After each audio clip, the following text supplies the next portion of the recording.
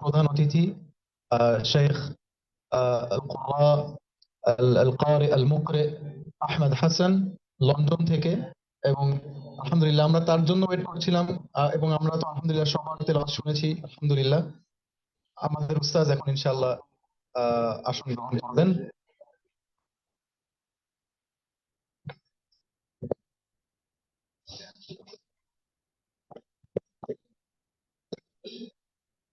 السلام عليكم ورحمة الله تعالى وبركاته. আলহামদুলিল্লাহ, আপনারা কেমন আছেন? আল্লাহকে সাক্ষী রেখে বলুন তো, এই যে প্রথমে আমি বলছিলাম যে ইন্নামাল মুমিনুনা আল্লাযীনা ইযা যুকিরাল্লাহ, আপনাদের আত্মার খোরাক কি পাইছেন? খাবার খাইলে ওইটা কিন্তু চলে যাবে, কিন্তু এই যে রূহটাকে খাবার দিতে হলে পরে কোরআনুল কারীম থেকে ভালো কোনো জিনিস পৃথিবীতে নাই। আলহামদুলিল্লাহ, এখানে যে ইমান আপনাদেরকে এখানে নিয়ে আসছে, ঠিক কিনা? না টাকা দেওয়া হবে জন্য আসছেন? তো এই যে কোরআনুল কারীম, আল্লাহ পাক রব্বুল আলামিন কাল কিয়ামতের ময়দানে যেদিন কোনো মানুষের কোনো সুপারিশ কাজে আসবে না, ইয়াউমা ইয়াফিরুল মারউ মিন আখি ওয়া উম্মিহি ওয়া আবি ওয়া সাহিবাতিহি, মানে কেউ কিন্তু চিনবে না। এই অবস্থায় আল্লাহ পাক রব্বুল আলামিন কোরআন এবং রমাদান এদেরকে সুপারিশ করার জন্য আল্লাহ পাক রব্বুল আলামিন পাওয়ার দিয়ে দেবেন। এবং এই কোরআনুল কারীমের সাথে যারা সম্পৃক্ত তাদেরকে আল্লাহ পাক রব্বুল আলামিন এই কোরআনের উসিলায় জান্নাতে নিয়ে যাবেন। পৃথিবীর সমস্ত কিছু হচ্ছে আল্লাহ পাক রব্বুল আলামিনের মখলুক, আর আল্লাহ হচ্ছেন খালিক, সৃষ্টিকর্তা। কিন্তু এটা কিন্তু আল্লাহর সৃষ্টি না, এটা আল্লাহর কালাম, অর্থাৎ আল্লাহর জাতের অংশ। এজন্য একটি হাদিসে আল্লাহ পাক রব্বুল আলামিন বলতেছেন, হাদিস আছে, ইন্না ফিদ দুনিয়া আহলিনা আল্লাযী আহলুকা ওয়া খাসসাতুক, যে এই পৃথিবীতে আমি আল্লাহর যদি কোনো পরিবারভুক্ত কোনো লোক থাকতো তাহলে এরাই হচ্ছে আহলে কোরআন। কোরআন ওয়ালাটা হচ্ছে আল্লাহ বলতেছে আমার পরিবারের লোক। তো এখানে মাহফিল করার, আয়োজন করার, বিশেষ করে যে গতবার আমরা দেখছেন আসছি আলহামদুলিল্লাহ, এর আগের থেকে এখানে মুস্তাকিম সহ আগে আসা হয়েছে।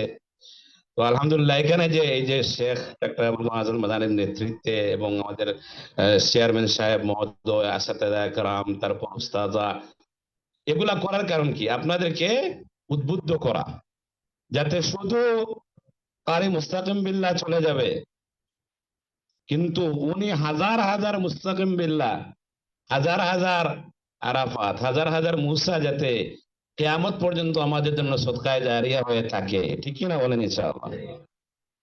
আমি একটি হাদিস তেলাওয়াত শুনলেন, এই সংক্রান্ত আপনাকে বলি আপনাদেরকে, এটা কেন করছেন, এখানে কেন দেবেন বাচ্চাদেরকে?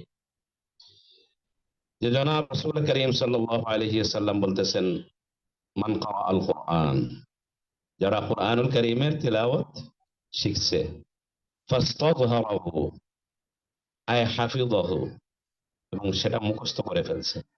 বর্তমান যুগে আমলের কারণে যদি একটু এদিক সেদিক হয়েও যায়, তারপর ওয়াহাল্লা হালালাহু ওয়া হারামা হারামাহু, হালালকে হালাল মেনে চলছে, হারামকে হারাম মেনে চলছে, আদখালাহুল্লাহুল জান্নাহ, আল্লাহ পাক রব্বুল আলামিন তাকে জান্নাতে প্রবেশ করাবেন।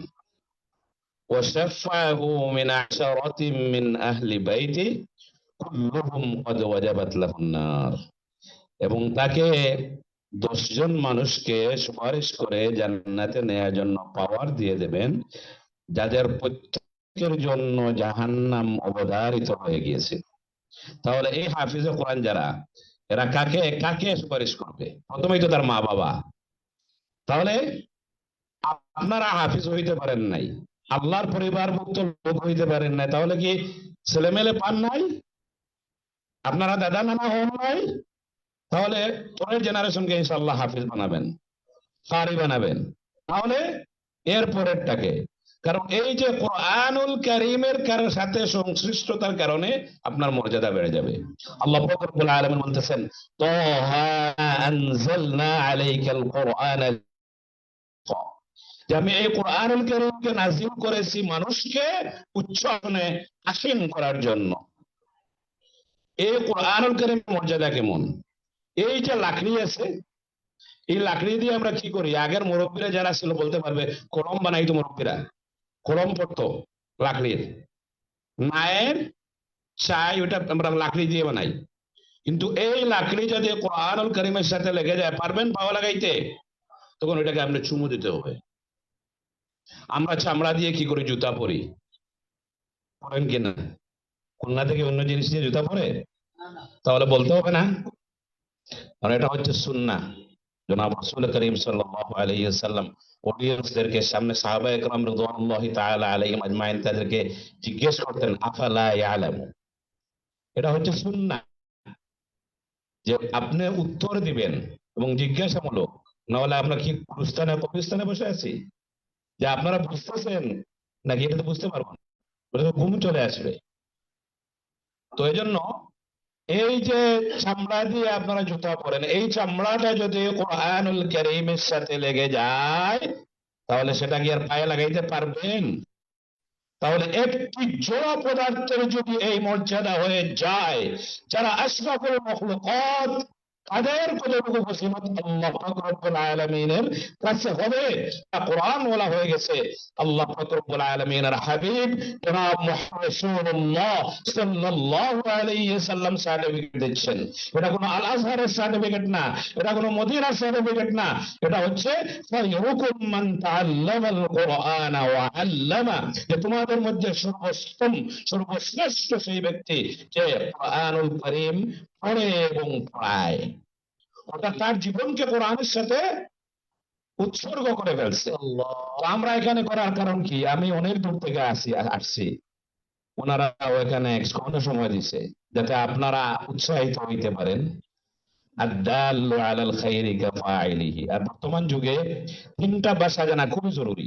একটা